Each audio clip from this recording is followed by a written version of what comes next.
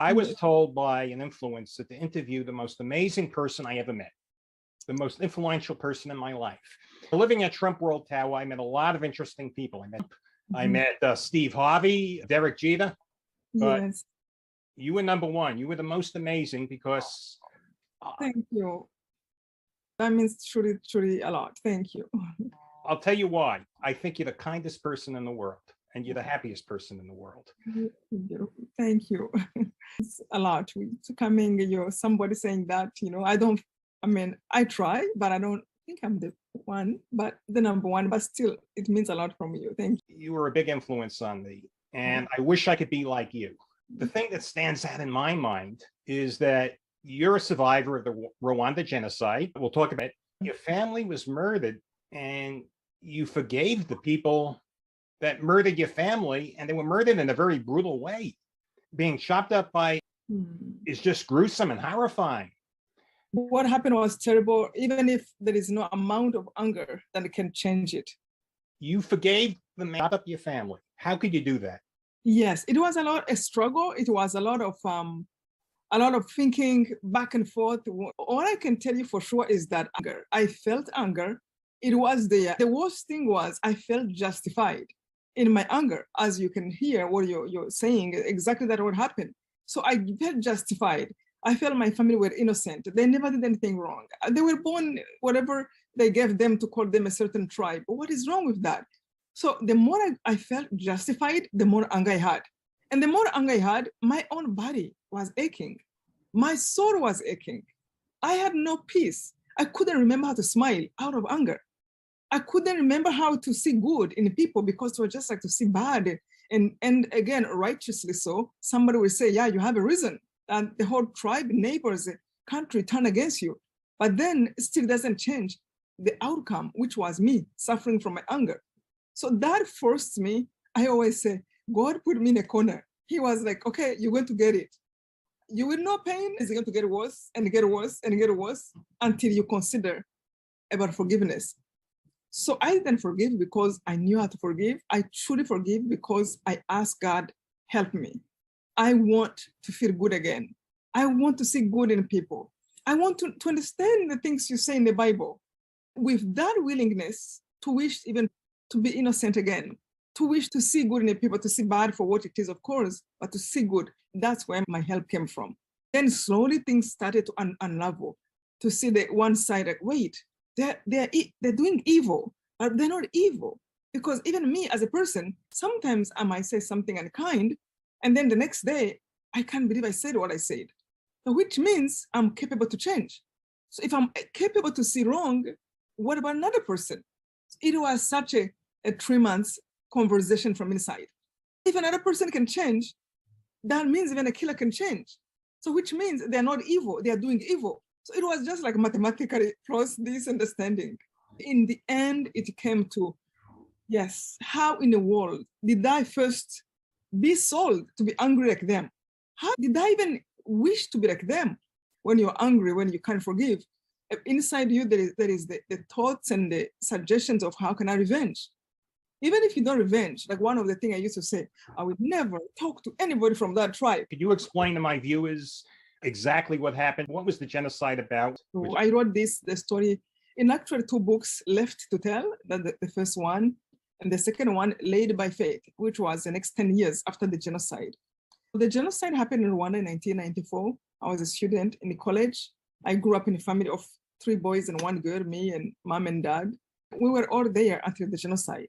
In 1994, we were all, my brother was one brother actually was outside of the country. The other one was just finished his master's degree. The younger one was finishing high school and was in college. I went home for Easter holiday thinking it was going to be just normal, even if I knew something was going on. And then the genocide started on the 7th of April and life never been the same. 3 months later, my family was killed. And my parents asked me to go to hide it to a neighbor who was from the other tribe. And he put him in a bathroom of 3 to 4 feet with 7 women. And we spent in that bathroom 3 months. The problem of the genocide, why it happened, in Rwanda, we had 2 main tribes, Tutsi and Hutu.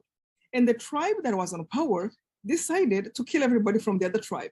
So it was almost like a political parties, the way the tribes were seen in Rwanda. We all look alike, speak the same language. And for some reasons, they said, you belong to this tribe. And if you have a nose that is a little bit this and that, you are Tutsi or Hutu. Then they gave the identity cards. So you kind of fell in that tribe without even knowing how and why.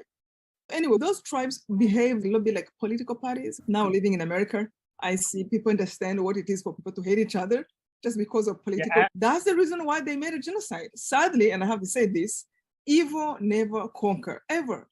Evil will always fall in the end. It might suffer people, cause them pain, but in the end, the right thing will conquer. That's how I see life.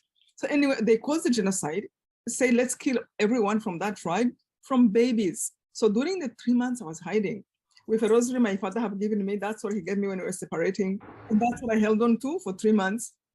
After those 3 months, they have been looking for us. I went in that bathroom, 115 pounds. I came out 65 pounds. I was bones. So for the 3 months, they were killing every one of my tribe, wherever they were hiding. Those who run to churches, they even destroyed churches. And the leaders of the country, they were on radio saying, well, we are going to live in a paradise because we're eliminating our enemies. And part of me, I'm like, no, it doesn't happen that way. You can't hurt another human being, innocent person, and think that you're going to have a good life. It doesn't happen that way. Why? They can't see it because they are blinded. Blinded by what? By hatred, by selfishness, by anger. So you can see it, but they couldn't see that. This was like a madness of the whole government and then the whole people. Many people from the Hutu tribe, but not everyone was bad. Look at the man who hid me was from the Hutu tribe, because they were only ones who were able to go outside. So he hid me. They came to search for us up to the door. I mean, they came like 8 times in that house. Big. Yeah, where I was hiding, 3x4 feet bathroom. People who were killing, they came to that house like 8 times. Find you. By the grace of God. It was then I started to be really interested in God, like it would truly take him seriously. I remember the time when I said, God, I might not understand everything about you, but I am all yours. I'm going to check everything you say, and I'm going to try to be everything you say until you disappoint me. And to tell the truth, to this day, I don't think God have ever disappointed me. Everything that happened, there is always a way, again, from the Bible, through the Bible, I'm able to understand. So anyway, came outside of the bathroom 3 months later.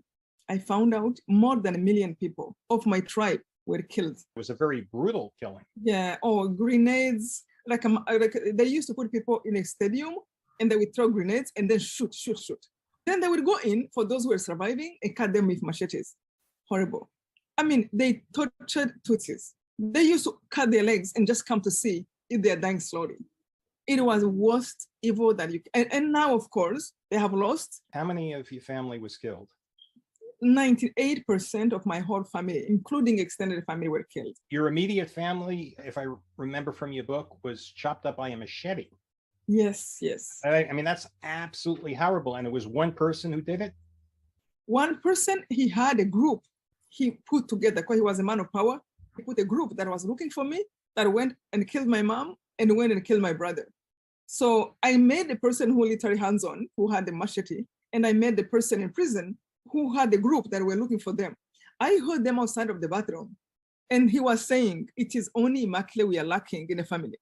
He was looking for me because they took everything from my home. They were looking to make sure no one will survive. Another person outside of the bathroom, he said he killed 400 by machete. And he said, I'm looking for Immaculate to make the 400. No, 399. You must have been really scared. It was so scary. So you forgave the man who really was responsible for chopping up your family in a gruesome way. I just can't get over that. If someone did that to my family, I'm going to be honest with you, I'd want to set them on fire slowly. But you forgave them and you're happy. I wish I could be like you. I wish to God I could be like you. I admire you. You're just so kind and you're happy. Again, I believe in God. I believe in the grace of God. I truly think that with forgiveness came the gift of the joy. There's so much division right now in the United States of America. There's so much hostility and radicalism in the Republican and the Democratic Party. Yes, people hate each other. What is your advice to America? I see that. I live in this country now. I go back and forth, of course, in Rwanda. But I just wish people can really take time to think individually and watch themselves and say, what am I doing? Even the things I'm believing, is this good or bad? What I'm thinking about another person, do I want to be the person who just think about evil and bad of other people without sometimes even knowing the people fully? You don't even know that person really well. You can judge what the person is saying in the moment, but don't go to hate them so much like you know everything about them. So what I wish in America, especially, it makes me think about what I have gone through during the genocide, how these two tribes who are brothers and sisters, coming from the same Father, God, that we are here on earth, God put us here willingly, individually, lovingly, and we are falling in the trap of Rwanda. We are falling in the trap of the devil that makes us look at ourselves like, oh, look at you, you different, hurt each other. What if even somebody think about something differently? Can I bear them? Can I listen to why they think that way? Why do I have to hate them? I just wish that people can accept each other and also think back and learn something from Rwanda. This is what our politicians are preaching. It's almost the same thing as what happened in Rwanda. Sadly, if you can learn from Rwanda, the people who caused that, they did not win. I just wish people can see there is no good thing, no good outcome out of evil. I really appreciate taking the time to talk to me. Like I said, you're the most amazing person I ever met. To be able to forgive someone like you did, that's just amazing. Do you have any parting message? Yes, I want to encourage people. You see, we can't control what other people do. We can change ourselves, but we can't change others. So if we see evil, for those who pray, please encourage you. Pray, pray, pray. Because truly prayer can change everything. Also, please let go the anger. If somebody does something bad and then you succeed to become like them and more angry, you have become two, not one anymore. Let go the anger and do your part. Do good, do your part, and pray for our country, pray for peace. I hope the United States of America will listen to your message. I hope this video circulates. There's a lot of hostility out there. There's a lot of violence. The Republicans and the Democrats are getting very hostile towards each other. It's getting pretty bad. It's quite possible there's going to be a lot of violence, and I just pray that doesn't happen. I love this beautiful country, and I hope people can really just turn around and love one another.